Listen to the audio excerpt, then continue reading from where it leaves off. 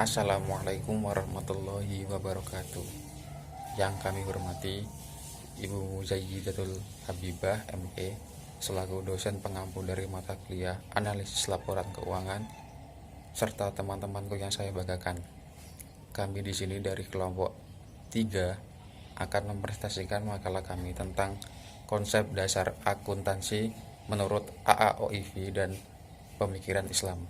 Silakan dari teman-teman untuk menyimak pemaparan dari materi kami. Nama saya Umi Kulsum, NIM 18205-127. Di sini saya akan mempresentasikan mengenai konsep akuntansi menurut AAOIV. Konsep tujuan akuntansi menurut AAOIV yang pertama yaitu tujuan akuntansi keuangan dan laporan keuangan. Karena dasar akuntansi merupakan hal penting. Oleh karena itu, AAOIV mengeluarkan pernyataan 1 dan 2. Manfaat dengan ditemukannya tujuan akuntansi keuangan untuk lembaga keuangan syariah menurut AAOIV yaitu sebagai berikut. Pertama, dapat digunakan sebagai panduan bagi dewan standar untuk menghasilkan standar yang konsisten. Yang kedua, tujuan akan membantu untuk memadu manajemen dalam membuat pertimbangan pada saat akan menyusun laporan keuangan. Jika diketahui konsisten yang sesuai, maka akan diterima, sedangkan jika diketahui tidak sesuai, maka akan ditolak. Hal ini didasarkan atas kemudahan dan tingkat penerimaan oleh masyarakat luas atas konsep kontemporer tersebut. Selanjutnya ada tujuan akuntansi keuangan. Yang pertama, tujuan akuntansi keuangan. 1. Untuk menjaga aset dan hak-hak lembaga keuangan syariah Islam.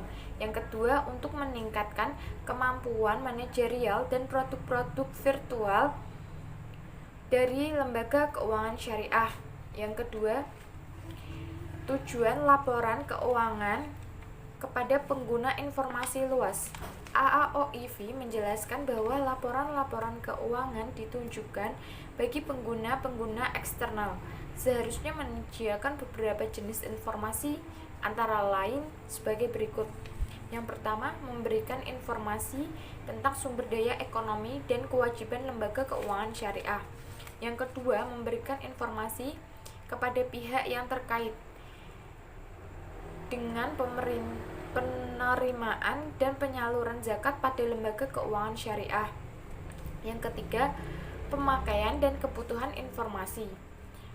Pemakai laporan keuangan menurut AAOIV antara lain adalah pemegang saham, pemegang investasi, dana milik dana tabungan, pihak yang melakukan transaksi bisnis, pengelolaan zakat, dan pihak pembantuan.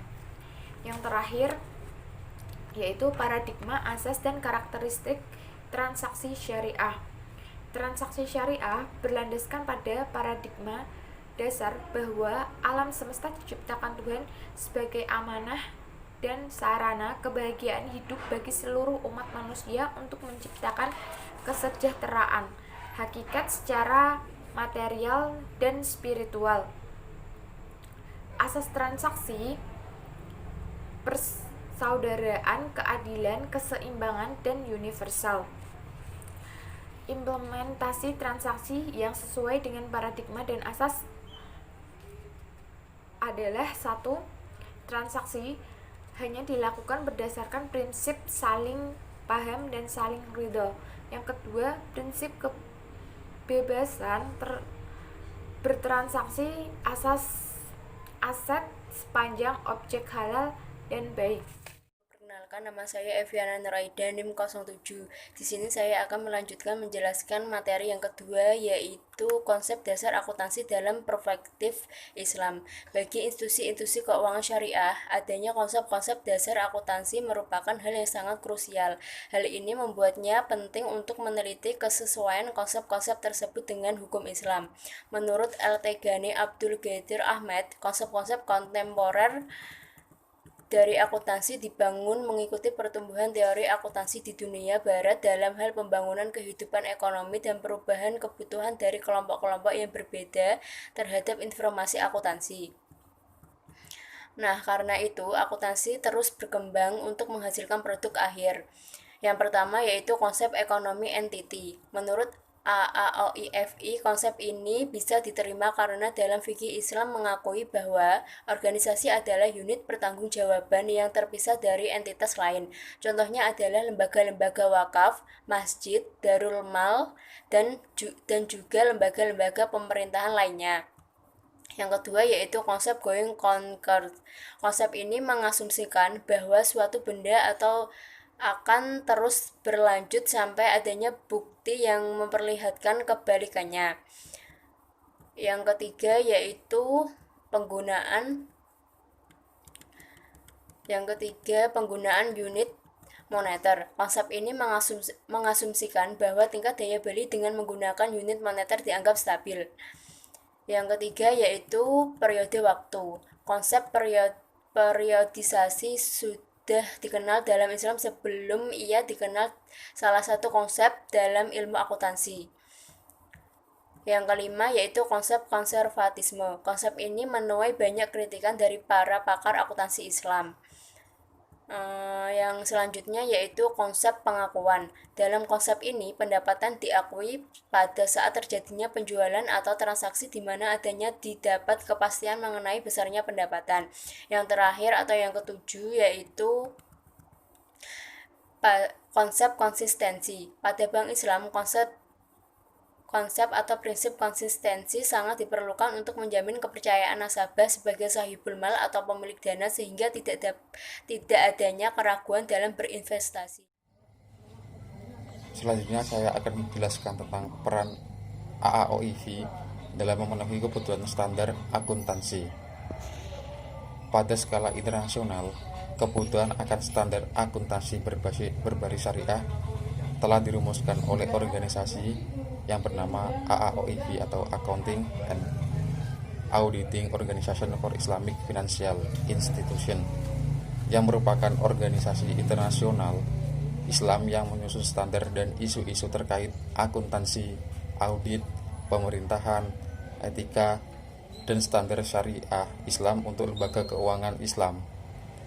Sebagai organisasi internasional yang independen, AAOIV didukung oleh kelembagaan yang beranggotakan 200 anggota dari 40 negara, termasuk di dalamnya itu ada Bank Sentral, lembaga keuangan syariah, dan anggota lainnya dari industri perbankan syariah di seluruh dunia. Standar AAOIV telah diadopsi oleh Bank Sentral atau otoritas keuangan di sejumlah negara yang menjalankan keuangan Islam, baik adopsi secara penuh atau sebagai dasar pedoman. Dalam pergerakannya, AAOIV didukung oleh sejumlah bank sentral, otoritas keuangan, lembaga keuangan, perusahaan akuntansi, dan audit, dan lembaga hukum lebih dari 40 negara, termasuk Indonesia. Adapun tujuan penting didirikannya AAOIV sebelumnya untuk menyiapkan, menyusun, dan prestasikan standar akuntansi dan auditing untuk lembaga keuangan syariah, meninjau dan mengubah standar akuntansi dan auditing untuk lembaga keuangan syariah. Namun, memang dalam implementasinya, standar ini masih bersifat sukarela dan hanya sebagian negara yang mewajibkan kaidah standar ini. Kenyataannya, sejumlah negara berbeda-beda dalam tingkat pendapatan standar yang dikeluarkan oleh AAOIV. Negara Bahrain, Oman, Pakistan, Sudan, dan Suriah menjadikan standar syariah dan standar akuntansi AAOIV sebagai bagian dari peraturan yang wajib untuk diterapkan.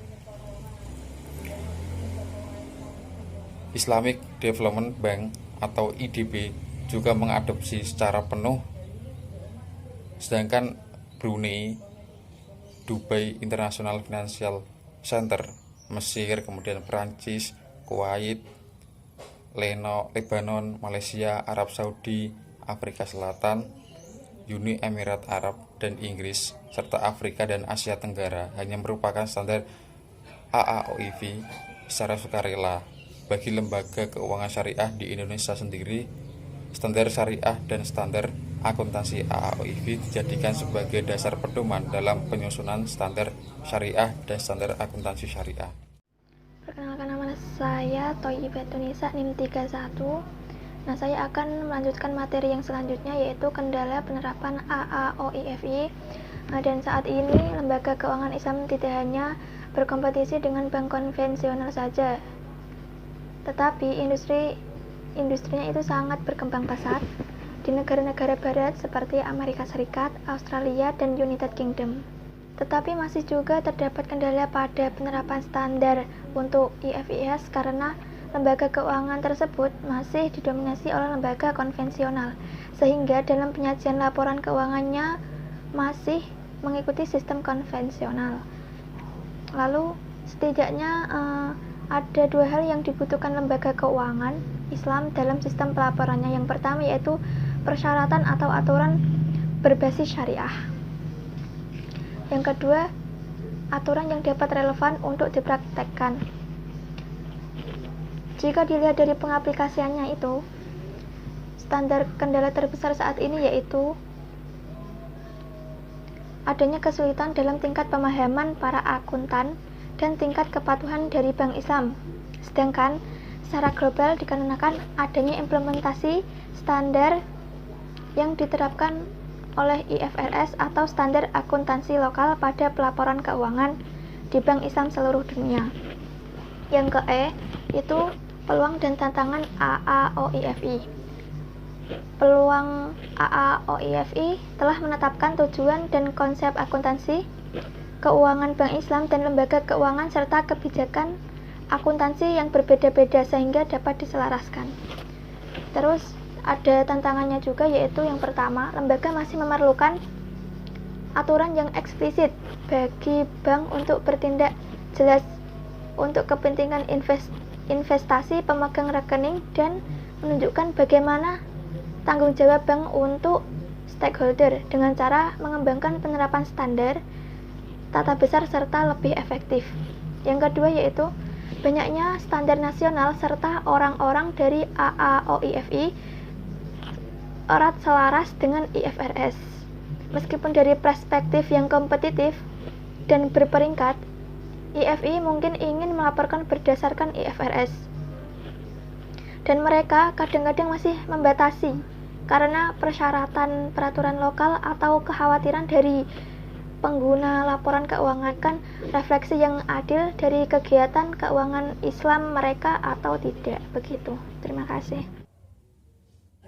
Mungkin itu pemaparan dari kami. Dari teman-teman mungkin ada yang kurang paham tentang penjelasan kami atau ada yang ditanyakan, silakan nanti ditanyakan di sesi tanya jawab. Terima kasih. Wassalamualaikum warahmatullahi wabarakatuh.